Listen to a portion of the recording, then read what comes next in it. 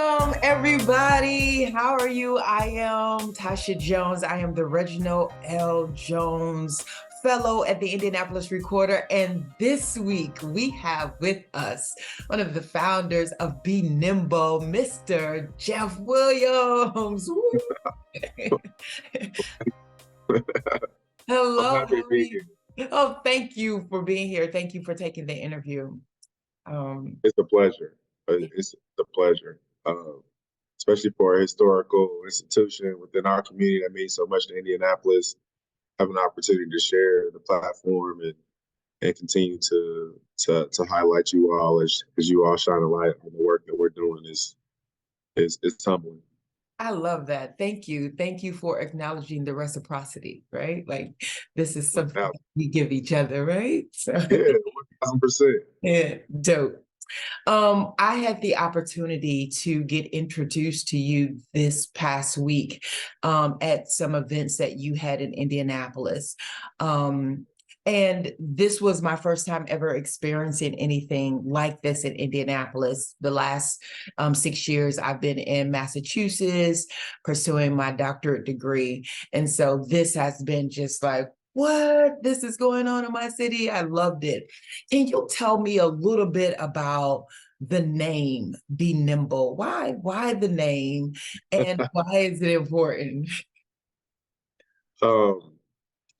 Yeah, so Be Nimble really, the words came to Kelly Jones, my co-founder, along with myself as we were just kind of spitballing what we wanted to represent.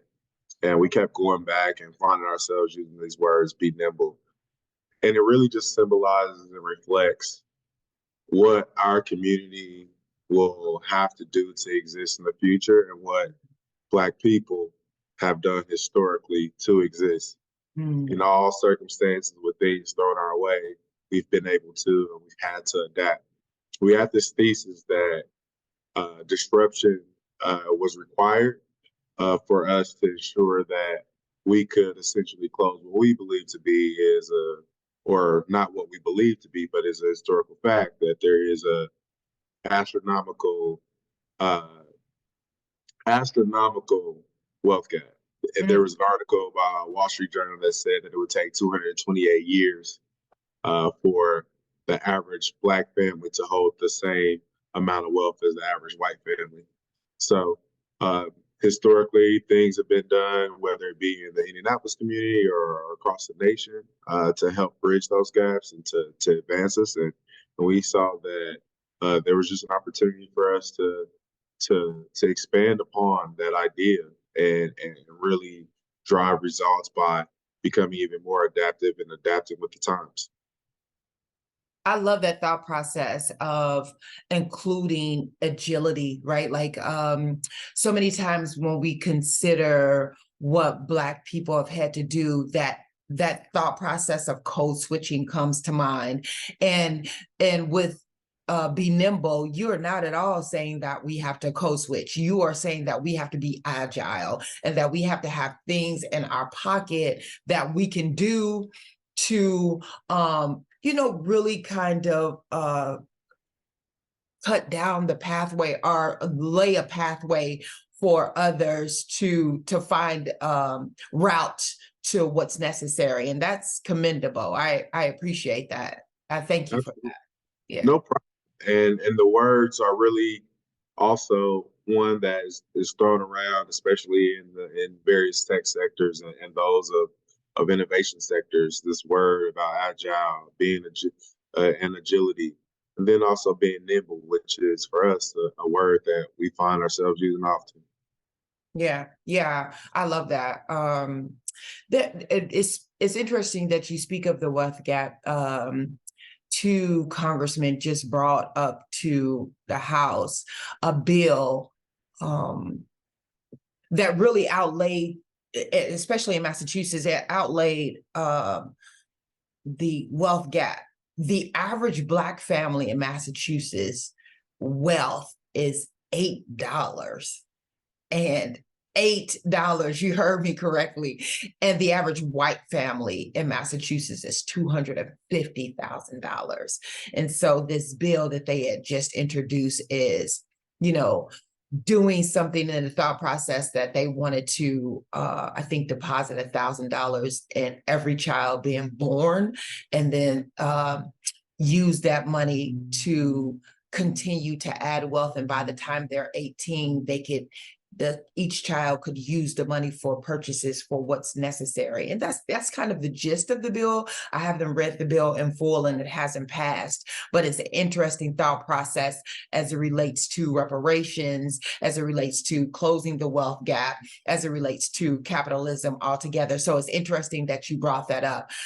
That's kind of a sidebar to what it is, but I'm wondering if you took into consideration those aspects, like what can be done. I guess that's probably why it started. Can you just unfurl a little bit of that? Absolutely. That's true. As I mentioned, the Wall Street Journal article saying it would take us 228 years to catch up and to close the gap. Like we've got to try things that historically haven't been done or be innovative and disruptive, and we're going to close it. And it's also going to take a lot of collaboration and open minds. And you mentioned the word, code switching, and we pride ourselves on our ability to be authentic in this approach. And I think in 2020, when things really started to shift in the world, where there was a lot of attention on social injustice, it provided, the conversations that we were having, especially in our ecosystem, was brought to the forefront, in which this is a sign or a symptom of the fact that there is a wage gap, that home ownership, that there's so many gaps here that really could be closed with intentional strategic partnerships and strategic design and acknowledgement and change. And so our mission has been really centered on those things. And even when change around us isn't happening, having the courage to move forward. Before our grants, it was us crowdfunding the culture and looking within to figure out how we could, inspire people to come along board on our mission and our journey and see themselves in the future as well. So I don't know if that fully explains it, but it is fully, we've been aware, and it was intentional with respect to us creating it because it was inspired by those key facts. Yeah, I love the fact. I don't necessarily know if the question needed to be fully answered, but it did need to be engaged. And your response engaged it, right? And that's what's necessary, right? Like engaging this space in an authentic form without hiding the fact that we are Black, without hiding the fact that we are culturally Black, and without hiding the fact that we are not in a monolith. And that was the beauty of what you presented in Indianapolis that whole week, right? It was just like, I'm getting excited now. It was all like, it was like, yes, we do this, right? Like the first event that I went to was the pitch, and I appreciated the thought process. I appreciated the variety of people who were pitching. It was interesting to me, though, and I wrote this down in my notes, that the pitches came from outside of Indiana proper. So could you speak to the fact that you're working with Indiana, Kentucky, Ohio, and if there's any other state in the Midwest, and why you chose those states? Absolutely. To put it plainly, not Central Indiana is home. That's going to always be home. Okay. But as we scale and we're blessed with more resources, it's important that we don't overlook those that are around us. And to be quite frank, this is when you talk about resources going to the Black community, there's maybe 5 cities and areas that we think about. Chicago, New York, probably Florida, maybe Texas, and LA. Yeah, we could take New York / the East Coast. And the Midwest outside of Chicago is typically overlooked. But when you look at the population percentages of the core cities in the Midwest, they're either in alignment or they're surpassing that percentage of Black population development than those other cities. So why isn't our resources really aligned? And then 2, proximity. Cincinnati is an hour and a half away. Columbus is 2 hours away. Louisville is an hour and a half, 2 hours away. There is an ability, especially when you think about our total population or the absolute population, that although we might be smaller than some of those other major cities, collectively, we are aligned and we're in proximity. And I think that it just makes sense for us to continue to leverage each other as we continue to build up. And I think not only are we focused on Indianapolis, but we're focused, in Indiana, but where there is alignment, where there are, um, opportunities and access outside of us being restricted to the state, then it's important for us to also figure out ways to be intentional about collaborating and uplifting those that are around us as well. I love that. Some of these concepts kind of seem uh, in some factor what it was when we as a culture were leaving enslavement, when we were freed, right? Like this thought process of close collaboration, this thought process of being totally aligned in the thought. And I don't necessarily know, and I'm not saying that we have gotten away from that, but I love to see that there is um movement toward that, right? Like it's Absolutely. it's not so much individualistic, and we live in a country that is based on individuality, right? That's pushed in a capital forefront as it relates to what you are doing. And I love this concept of what we are doing, which is more so an African concept. It takes a village concept, or it 1000%.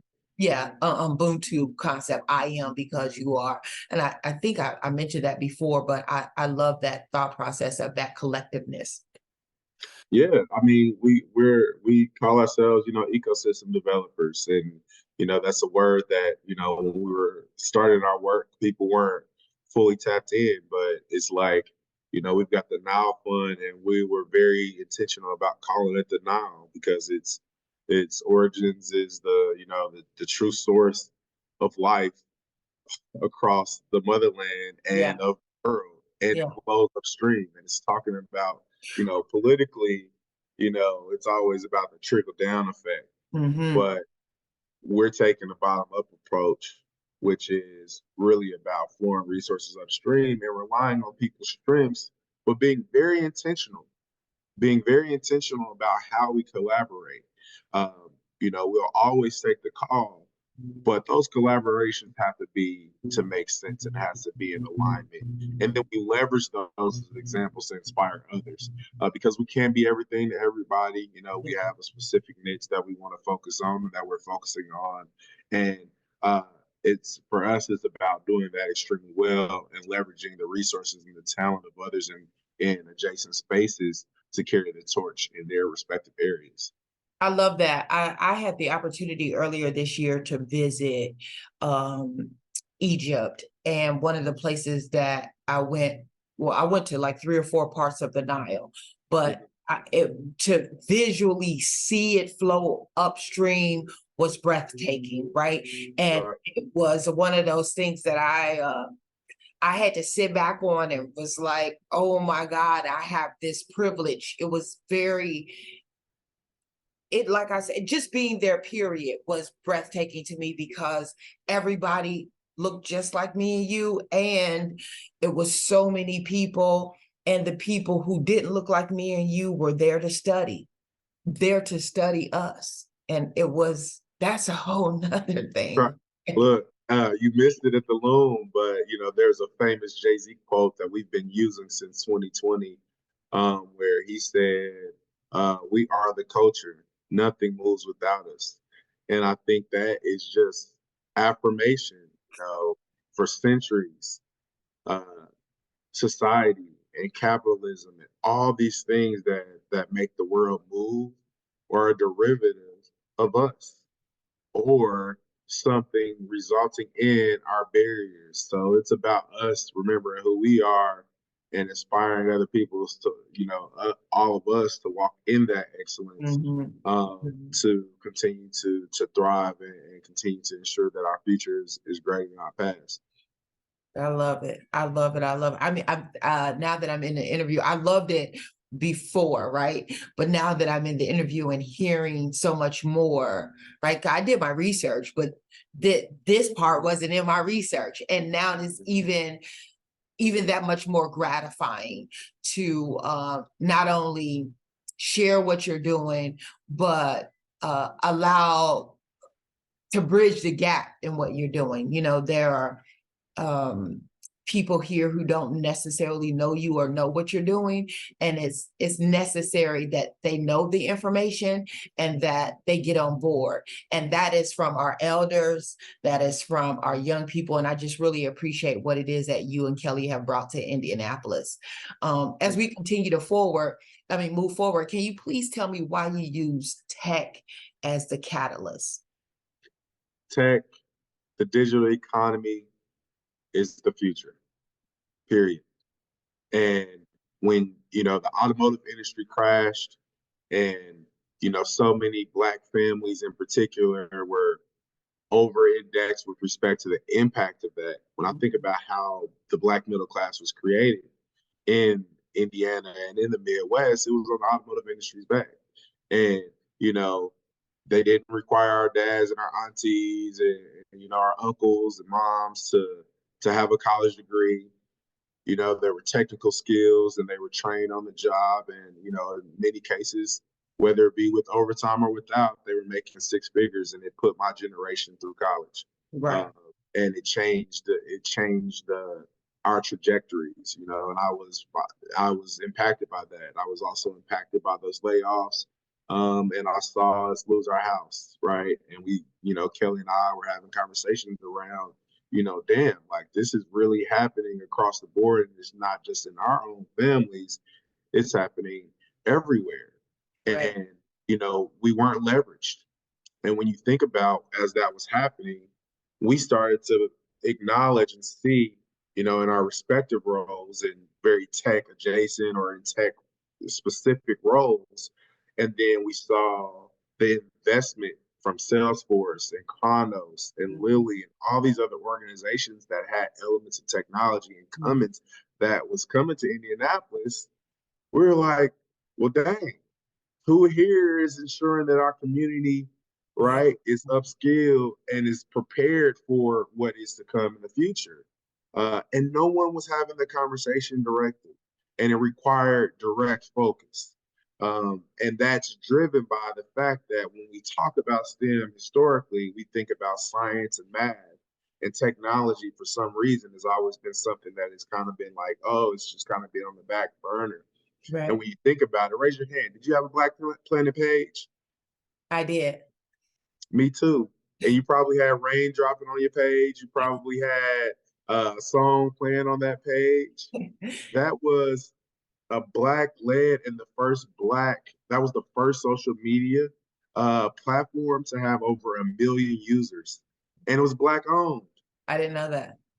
And we were doing all that coding to make our page look popping, but somehow that didn't translate to the classroom with respect to technology. Right. It didn't translate because Yeah. we go in, we're being taught HTML, and it's some older white gentleman that, God bless him, but he's trying to explain these things and it's not making sense for us. So we saw the gap wasn't in our talent and our abilities. It was more so driven by translation.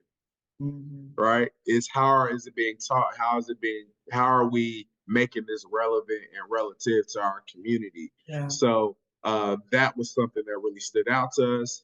And then when we started to do our own research and or outside of what was even happening in our own, careers at the time, we saw that, that we were underfunded, that although the overall Black population was 14% of America, we only made up 2 to 3% of the workforce. When we looked at investment capital for entrepreneurs, although we were building and starting businesses at a faster rate than all of our other, brothers and sisters of various races and ethnicities, Right. we only received less than 1% of the actual funding capital to help us grow and scale. And no one was talking about it. Yeah. So in our state. Yeah. So it was like more so fulfilling a need, right? Like you were It was filling the fulfilling gap. a need, Yeah. period, and a conviction. And it Yeah. was like, who better than we, right? And we approached other organizations and we talked about building things, and we we've been able to build some collaborations along the way. But it was extremely important that there was an organization that was focused on it. And right, so we just kind of hit the ball rolling, and years later, we're so grateful not only for the impact that we have had and the Mhm. residual effects from getting people hired and Mhm. businesses funded and thinking about beyond the mom and pops, but how they can leverage technology to grow and scale their businesses, but that also other organizations are starting to make deliberate programs and actions to support that same need as well. Right, I saw that. One of the things, I am the Reginald L. Jones Fellow at the Indianapolis Recorder, and full disclosure, Reginald is my dad. But one of the things that he was basically known for, well, the city has given him a day. June 7th is his day. But one of the things that he was, That's awesome. That's a bar. thank you. You should be proud. You should be proud. That's lit. I'm definitely proud. One of the things my dad was extremely known for was being the director of the Skills Center.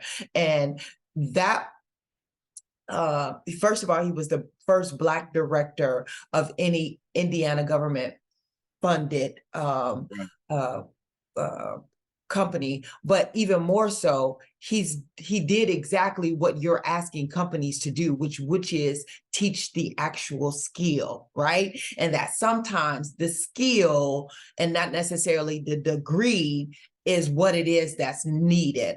And I like I said before, I went to the pitch, and in the pitch, I heard Lily say that we are now adding a new line of of persons actually coming to work with us, and that is that skilled labor. And so we are Skills teaching. first. Yeah, right. So we're teaching in that thought process, skills. You don't have to necessarily have a 4-year degree to actually work at Lilly, and because of what you're asking companies to do. And so that's interesting. That was your ask, right? And is that your expectation once you have partnered with certain companies that they continue to do things in the community from that aspect?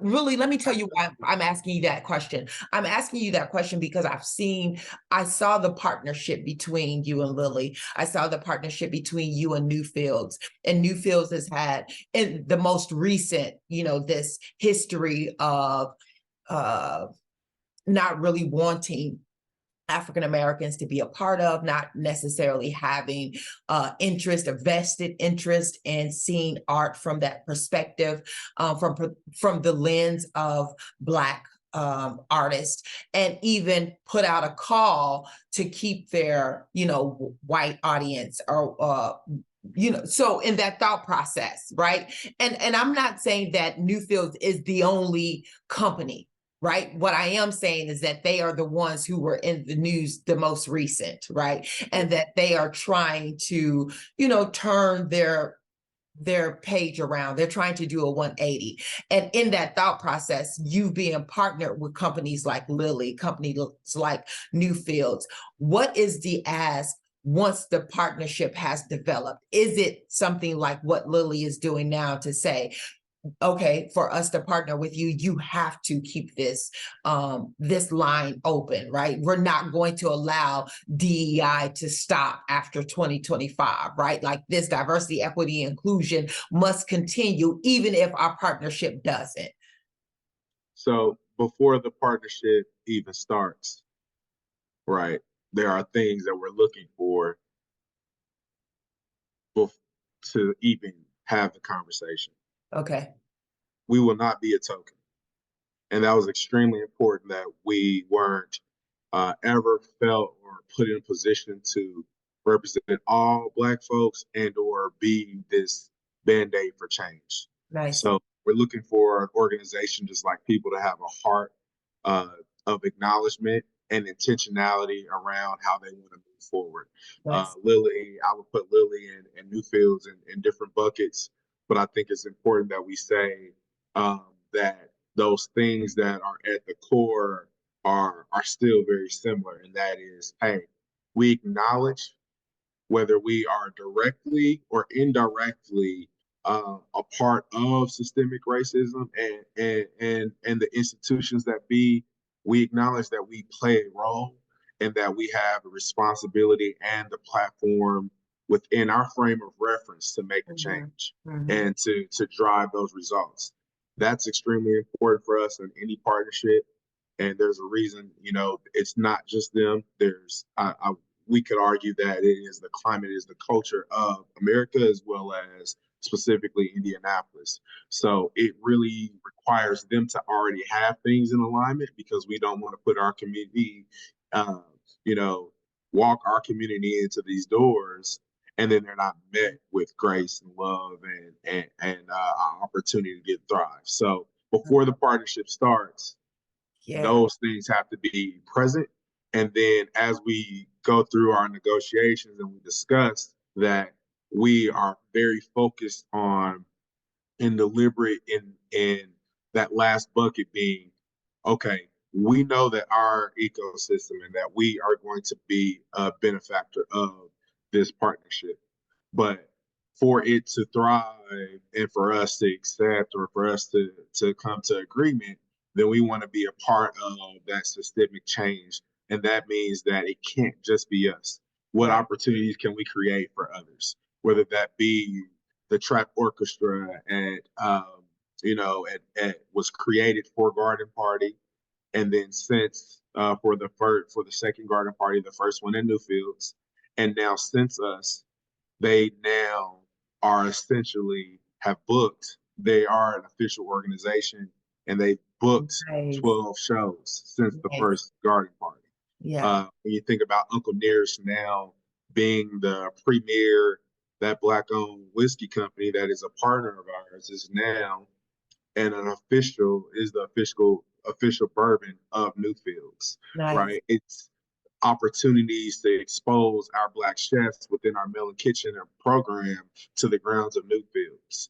It's opportunities at Lilly that had the Skills First program before we were there, but it was intentional about us helping them increase access and having a one-on-one relationship to ensure that that we could collectively upskill and increase the opportunities that Black people were getting in tech, right? So it's all about that intentionality and ensuring that it's not just our organization that's directly benefiting, because at the end of the day, we're giving it all away anyway. Right.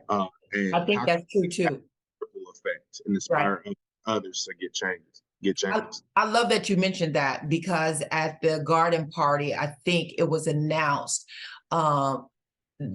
that, well, I know there that I saw that you gave away $50,000 right there on stage, right? 55,000. 55, because there were six persons, right? So 55,000 right there on stage, and through that week, maybe you had given away another $75,000. So since the start of the Nile Fund in this year, we have actually, the number is we have given out $400,000 through the Nile Fund. We had 25,000 that was given out at Party Draw Ball for Add to Cart. And each of those founders, those 5 founders who are in that Product Accelerator program, will also be receiving a $50,000 revenue-based loan as well. So each of them getting 55. If I count it up, I think we run it out. I think it's like the number has reached at least 700,000 that we will be able to distribute to Black-owned businesses directly in cash, grants, and or revenue-based loans, which is the future as well, because it's not tied to some predatory lending practice. It's tied to what you're able to produce, and they're very flexible terms, and it's something that, you know, historically is happening for all these large organizations that have grown to scale, but our community has not had access to it. So shout out to Cummins for that deliberate partnership as well, and as well as the city of Indianapolis. But something that I also want to discuss, and that kind of gets overlooked, the average woman spends $800 to prepare for Garden Party and party. What about those that spend $2,000 in custom dresses? They got their nails done that week. They Mm, got their hair done. They mm, got a new outfit. They probably got it, tailored. When you think about the preparation for that, we're finding out that they're spending more than they would on an average week, and it's mainly with other Black organizations and mm. businesses. So there's an economic impact that we have when you think about the fact that we're very deliberate in the amount we have a choose minority and women-owned businesses first as our vendors and suppliers. When you Yeah, looked at who our event designers were throughout the week, from hosts, the DJs, but I'm talking about who was our AV. yeah, We're choosing and being very deliberate about using Black and minority as well as women, specifically women of color, businesses to fulfill our needs. So we're giving them money to fulfill those services as well. Last year we spent well over $150,000 internally with Black organizations just to bring the event to life. And we're expecting that to reach well over $250,000 this year for that same week. I love that thought process. It reminds me, if you've never been to Africa, then what you're saying, right? Like you see people of color in every parts, right there in the airport. They're helping you get your car. They're helping in the hotels and things like End that. to end. Exactly, right. And if you haven't seen it in Africa or out of the country, you've definitely seen it in the country if you've ever visited Atlanta, right? Like there from Absolutely. top to bottom, right? It is your people Right. helping to And our allies. exactly, right? And And so our allies. and that is what you're saying now with Indianapolis, right? Like we are funding this, or creating, not only funding, but creating this atmosphere where we are controlling our own dollar and it is rotating within our community 50, 60, 70 times first. And that again goes back to those principles of our ancestors, right? Like it's here. Like this is what Black Wall Street was, right? Like what you Exactly. did at the kitchen sink, right? At the kitchen was exactly what Black Wall Street was, right? And I love that you said that. I love that you said that because a part of our thesis, don't share this with anybody else. This is just Okay. between us. But that Black Wall Street in the future will exist in the cloud. Mhm. Agreed. That's technology. Like Agreed. things are moving digitally. You know, can you burn down? Can Exactly. you burn You down a can't burn physical down this never. Yeah, physical space? And when you right. think about retail and why we did the kitchen sink experience, most of those businesses, we're helping them build their e-com. And why? Like there are physical spaces that we'll need across the supply chain. However, that one-to-one connection is being done in the digital I love economy, and that. our businesses need to have that access. So the kitchen sink was set up to be a physical manifestation of their brand's vision. That's Yeah, why you'll have Rosa Organics envisioning like a tub. Why was there a tub in right, her right. setup? Because we wanted you to feel what that brand meant for your daily life, right? Mhm. The same with all the other things that we did. The kitchen sink in itself has been a central place for Black creativity. Mhm. And everything, some of our best ideas from a new shampoo formula to, you know, to a new hairstyle Right. has some like derivative. We don't just use the kitchen Yeah, sink for that. And so these are just fun and creative ways that we have leveraged our creativity and to give people that medicine, right? The yeah, Kool-Aid and the medicine, right? It's the classy, yeah, someone said, garden party is the classiest event, but that I know I also can get down, be a yeah, little ratchet. And it's because we are accepting everyone within our community, and there's never any problems in our events. And that's because everybody vibe and energy is all moving on one accord, and that's driven by the mission and the opportunity to have this yeah. exist in the future. Yeah, I agree with that. This is the last question for the sake of time. I want to make sure that I'm respectful of your time. But one of the things that and I really am making this connection to our history and to our future, right? And so many times we have missed that. I love this thought process of learning who we are. I think you said remembering who we are, but part of the issue the paradox, and let me say that the paradox of education is that if we agree to go to schools that do not teach us of ourselves, then they will teach us that we do not exist. And if we did exist, it was only in capacity to be slaves or enslaved servants, in a servant thought process, that we were not thinkers, that we were not innovators, that we were not engineers, doctors, architects, readers, poets, the driving force of what society is, right? Like we were the persons who were created society, right? Created what it was like to actually be civilized. And that thought process of civilization, right, is what I saw in the garden party, right? To be honest with you, seeing that many people in my city, right? Like I said before, this is my first year back from Massachusetts. I hadn't been here for a while.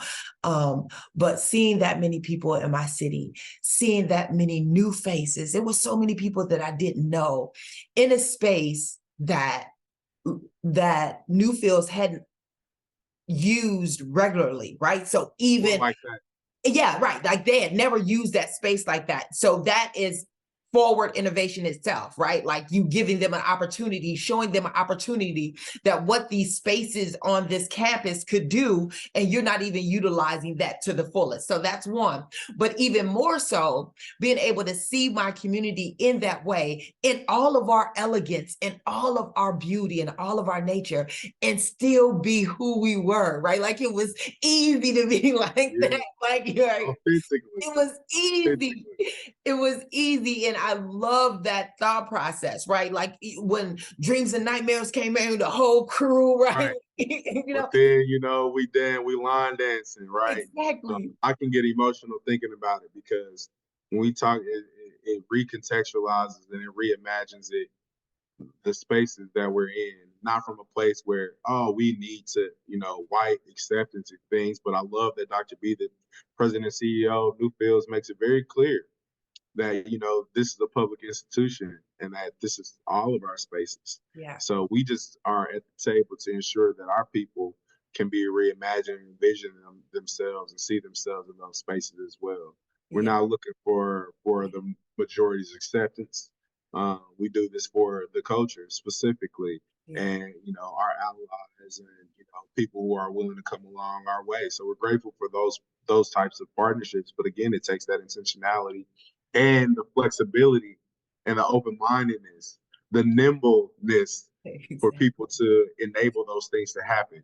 Just like on Tuesday, the kickoff in the Loom, people didn't even know that you could rent out the Loom, and we had videos of our past pitches and garden parties transposed on those digital walls. Yeah. Those are the types of things that we pride ourselves on doing, and why we call it Black Innovation Week. It's helping us all reimagine the way in which Black people exist, because we're everywhere already. Yeah. So how do we ensure that our community sees themselves in those places? Very good. The reason I brought that up is because it was so much Black joy. And sometimes wait till you see all the official pictures. All the official pictures. We've been seeing everybody posting, but our photographers did such an incredible job of capturing the moments that you just can't if you got to pose. Yeah. And it's like, it just brings chills, Yeah. There was so much joy, and that's not what we're always accompanied with, right? Like we're not always pinned in that arena of being happy and being joyful and being proud and glad to see one another. And that's who we are, right? Because we are good at that. We're good at picking each other up, but that's not what's always shown. And so I just really appreciate the fact that you are doing this, you and Kelly, and my hat's off to you. And in more ways, I would really like to know, how other companies and people could, codify and monetize their own work, right? I want to be in the class because that's something that I want to do with my literature, with poetry. And so I'm going to be taking a class and try to figure out how we can move this thing to the next level. But I really appreciate you. And I thank you for taking the time to be with me. And I thank you taking the time to be with our viewers and our readers. And so I'm excited about what is to come. So thank you so very much. Thank you for having me. It's an honor. Tell the whole Indianapolis Recorder family I said what's up, and we're thankful. The Be Nimble family is thankful, and let's figure out how to make sure that y'all are on site in official capacity for our upcoming events. For sure. Thank you so very much. We'll talk to you soon. Peace. Peace.